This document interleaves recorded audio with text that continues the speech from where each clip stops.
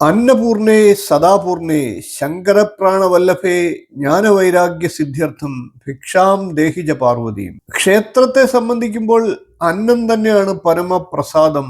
ദൈവത്തിന് സമർപ്പിക്കുന്ന നിവേദ്യം ഒരു ഭക്ഷണം മാത്രമല്ല, അത് ഭക്തിയുടെ പരമാവധി ആയിട്ടുള്ള പ്രകടനമാണ്. നമസ്കാരം, ഋഷിപ്രോക്തം ചാനലിലേക്ക് ഏവർക്കും ഹൃദ്യമായ സ്വാഗതം. ഇന്നത്തെ വീഡിയോയിൽ നാം പ്രതിപാദിക്കുന്നത് ക്ഷേത്രത്തിൽ നിവേദ്യ സമയത്ത് ഭക്തർ എന്തിനാണ് പുറത്തിറങ്ങേണ്ടത് എന്നുള്ളതിനെ കുറിച്ചാണ്. അതിന്റെ പ്രാധാന്യവും താന്ത്രികവും ആധ്യാത്മികവുമായിട്ടുള്ള കാര്യങ്ങളാണ് ഇന്നത്തെ വീഡിയോയിലൂടെ പ്രതിപാദിക്കുന്നത്. ഇത് വളരെയേറെ വിലപ്പെട്ട ഒരു അറിവായിരിക്കും. വീഡിയോ മുഴുവനായി കാണാൻ ശ്രമിക്കുക.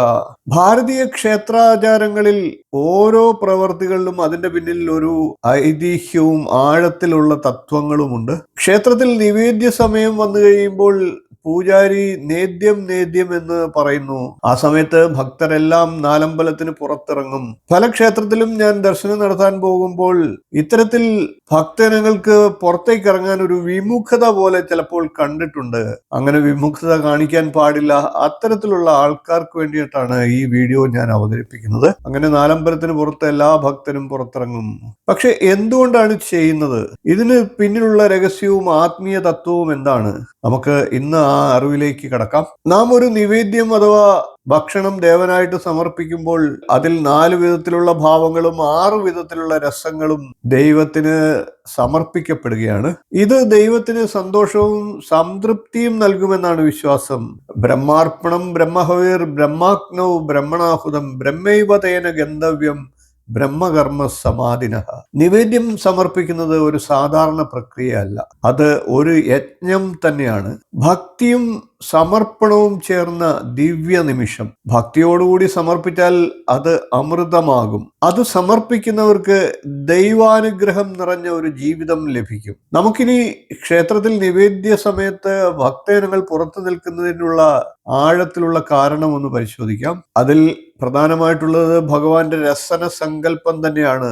നാം കൊടുക്കുന്ന നിവേദ്യത്തെ ഭഗവാൻ അതേപോലെ അല്ല ഭക്ഷിക്കുന്നത്, അതിന്റെ രസതലങ്ങളാണ് സ്വീകരിക്കുന്നത്. ഈ സമയത്ത് ഭഗവാന്റെ നാവ് ശ്രീകോവിൽ മുതൽ തിടപ്പള്ളി വരെ നീണ്ടു നിൽക്കുമെന്നാണ്. അതുകൊണ്ട് തന്നെ ആ വഴി ആരും മുറിച്ചു കടക്കാൻ പാടില്ല. അറിയാതെ പോലും ആരും മുറിച്ചു കടക്കാതിരിക്കാനാണ് പൂജാരി നേദ്യം എന്ന് വിളിച്ചു പറയുന്നത്. അത്തരത്തിൽ മുറിച്ചു കടക്കുന്നവർക്ക് പ്രയാസങ്ങളും ഉണ്ടാകാറുണ്ട്. അങ്ങനെ പറയുന്നതിലൂടെ ഭഗവാന്റെ ഭക്ഷണ സമയത്തെ ആരും തടസ്സപ്പെടുത്തരുതെന്നാണ് ഉദ്ദേശിക്കുന്നത്. നൈവേദ്യം ഗൃഹ്യായ ദേവഃ ഭക്ത്യാ തൃഷ്യതി കേവലം നതു ദ്രവ്യോ സമുദ്ധ്യേന ഹൃദയേന തൗ പൂജയതേ. ദൈവം ഭക്ഷണം കഴിക്കുന്നത് നാം കഴിക്കുന്ന അല്ലെങ്കിൽ കാണുന്ന രീതിയിലല്ല, ഭക്തിയുടെ ശക്തിയാണ് ദൈവം സ്വീകരിക്കുന്നത്. നിങ്ങൾ ഓരോരുത്തരും നടരാജ വിഗ്രഹം കണ്ടിട്ടുണ്ടാകും. നടരാജ വിഗ്രഹത്തിൽ ഭഗവാന്റെ കാൽ കീഴിൽ ഭഗവാൻ അമർത്തി പിടിച്ചിരിക്കുന്നത് അപസ്മാര അസുരനെയാണ്. അപസ്മാര ഭൂതം എന്നാണ് ആ അസുരന്റെ പേര്. നടരാജ സ്വരൂപത്തിൽ ഭഗവാൻ ശിവൻ അപസ്മാര രൂപത്തെ ചവിട്ടി ഒതുക്കി നിർത്തിയിരിക്കുന്നു. പക്ഷേ നിവേദ്യ സമയത്ത് അത് സ്വീകരിക്കാൻ ഈ അപസ്മാര ഭൂതത്തെ ഭഗവാൻ സ്വതന്ത്രമാക്കുമെന്നാണ് വിശ്വാസം.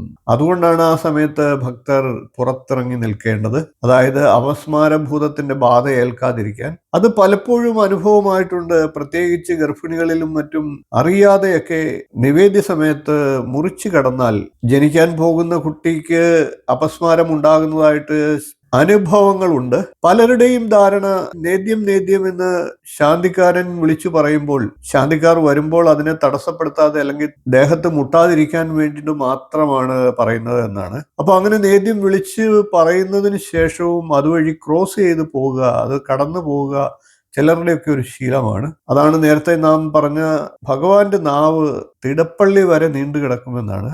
ആ സമയത്ത് മുറിച്ചു കിടക്കുമ്പോൾ ഭഗവാന്റെ നാവിനെയും അതേപോലെ തന്നെ അതിന് കാവൽ നിൽക്കുന്ന അപസ്മാര ഭൂതത്തെയുമാണ് അങ്ങനെ മുറിച്ചു കടക്കുന്ന വ്യക്തികൾ മറികടക്കുന്നത്. അവർക്ക് തീർച്ചയായിട്ടും അതിൻ്റെതായിട്ടുള്ള അനുഭവങ്ങൾ ഉണ്ടാകാം. എന്നാൽ അറിയാതെയാണ് ചെയ്യുന്നതെങ്കിൽ അതിന് പ്രായശ്ചിത്തം ഭഗവാനോട് ചോദിക്കുക. അശ്രദ്ധ ആ സമയങ്ങളിൽ പാടില്ല. അശ്രദ്ധയും വിനകൾ വരുത്തിവെക്കാം. നൃത്യതി ശങ്കര സാക്ഷാത് അപസ്മാരം നിബിട്യജ ഭക്താനാം രക്ഷണാർത്ഥയ ലോകാനുഗ്രഹ കാരണം. ഇപ്രകാരം ശിവനടനം കണ്ടാൽ നിങ്ങളുടെ ഭയം മാറും, അപസ്മാര ദോഷത്തെ അത് അകറ്റും. എന്നാൽ നിവേദ്യ സമയത്ത് ക്ഷേത്രത്തിനകത്ത് ഇത്തരത്തിൽ മുറിച്ചു കടക്കാതിരിക്കുക, അത് അപസ്മാരഭൂതത്തെ ക്ഷണിച്ചു വരുത്തലാകും. ഇനി മറ്റൊരു ആചാരം കൂടി ഇതുമായിട്ട് ബന്ധപ്പെട്ടിട്ട് പറയേണ്ടതാണ്. നിവേദ്യം ഒരുക്കുന്നതിലെ ചിട്ടകളാണ്. നിവേദ്യം പാചകം ചെയ്യുമ്പോഴും വിശുദ്ധി പാലിക്കേണ്ടതായിട്ടുണ്ട്. നിവേദ്യ വസ്തുക്കൾ നല്ല ശുദ്ധവൃത്തിയുള്ളതാകണം. പല ക്ഷേത്രങ്ങളിലും അത്തരത്തിൽ അതിന് ലോപം ഉണ്ടാകുന്നുണ്ട്. പല കുടുംബക്ഷേത്രങ്ങളിലും മറ്റും ദേവപ്രശ്നത്തിനായിട്ട് പോകുമ്പോൾ പലപ്പോഴും അത്തരത്തിലുള്ള കാര്യങ്ങൾ എൻ്റെ പ്രശ്നത്തിൽ തെളിഞ്ഞിട്ടുണ്ട്. അതുകൊണ്ട് തന്നെ നിവേദ്യം പാകം ചെയ്യുമ്പോൾ പൂർണ്ണമായിട്ടും വിശുദ്ധി പാലിക്കണം.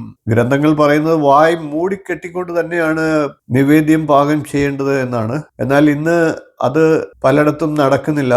ആദരപൂർവമാണ് നിവേദ്യം ഇളക്കേണ്ടത്. ഇപ്പോൾ പലരും സംസാരിച്ചുകൊണ്ടാണ് ഇത്തരം നിവേദ്യം പോലും കൈകാര്യം ചെയ്യുന്നത്. അത്തരം പരസ്പരം സംസാരിച്ചുകൊണ്ട് വായ് മൂടിക്കെട്ടാതെ ഒക്കെ നിവേദ്യം കൈകാര്യം ചെയ്യാൻ പാടില്ല. അഗ്നിശുദ്ധി പ്രധാനമാണ്. അഗ്നിദേവോ ദ്വിജാതീനാം മുനീനാം ഹൃദി ദേവതാം പ്രതിമാ സ്വൽപബുദ്ധീനാം സർവത്ര സമദർശിനാം. അഗ്നിശുദ്ധി ചെയ്ത ശേഷമാണ് ഈശ്വരൻ നിവേദ്യത്തെ സ്വീകരിക്കുക. ഇനി നമുക്ക് സ്വാഹാദേവിയും അമൃത സങ്കല്പത്തെയും ഇതിനോടൊപ്പം ഒന്ന് പരിചയപ്പെടാം. നിവേദ്യം നേരിട്ട് അതുപോലെ അല്ല ദൈവം സ്വീകരിക്കുന്നത് എന്ന് പറഞ്ഞു. നിവേദ്യം അതേപോലെ ദൈവത്തിന് ലഭിക്കില്ല. ആദ്യം അത് സ്വാഹാദേവിയാണ് ഏറ്റുവാങ്ങുന്നത്. പിന്നീട് അതിനെ അഗ്നി ശുദ്ധീകരിക്കുന്നു.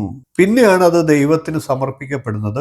സ്വാഹാദേവ്യ സമർപ്പിതം ഹവിഹി ദേവായ ഗച്ഛതി. അതുകൊണ്ട് തന്നെയാണ് എല്ലാ മന്ത്രങ്ങളുടെയും അവസാനം സ്വാഹ എന്ന് പറയുന്നത്. നിവേദ്യ സമയത്ത് പുറത്തു നിൽക്കുന്നത് ഒരു സാധാരണ ആചാരം മാത്രമല്ല, അത് ദൈവത്തോടുള്ള ആദരവും വിശ്വാസവും ആത്മീയതയും ചേർന്ന ഒരു ശീലമാണ്. ദൈവം ഭക്ഷിക്കുമ്പോൾ ഭക്തർ കാത്തിരിക്കും. ആ കാത്തിരിപ്പിൽ ദൈവത്തിന്റെ അനുഗ്രഹം ഉണ്ടാകും. സർവേ ഭവന്തു സുഖിനഃ സർവേ സന്തു നിരാമയ സർവേ ഭദ്രാണി പശ്യന്തു മാ കശ്ചിത് ദുഃഖഭാഗ് ഭവേത്. ഈ വീഡിയോ നിങ്ങൾക്ക് ഇഷ്ടമായി എങ്കിൽ ലൈക്ക് ചെയ്യുക, ഷെയർ ചെയ്യുക, ചാനൽ ഒന്ന് സബ്സ്ക്രൈബ് ചെയ്യുക, നോട്ടിഫിക്കേഷൻ ബെൽ ബട്ടൺ ഒന്ന് ഓൺ ചെയ്ത് വെക്കുക. കമൻ്റായിട്ട് നിങ്ങളുടെ അഭിപ്രായങ്ങൾ രേഖപ്പെടുത്തുക. ഇത്തരം നിരവധിയായിട്ടുള്ള ആത്മീയ അറിവുകൾക്കായിട്ട് ചാനൽ നിത്യം സന്ദർശിക്കുക, വീഡിയോകൾ കാണുക.